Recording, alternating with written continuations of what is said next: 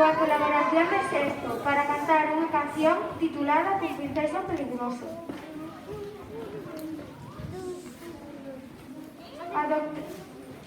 Adaptada dunha canción de Herdeiros da Cruz polo profe de música Eloi Porto, lembrándonos da corral poliafónica do Arturuso de Melpómeno. Sabes, Leandro, dixéronme que o pasado será ensaiando e daré coche con todo o seu cariño.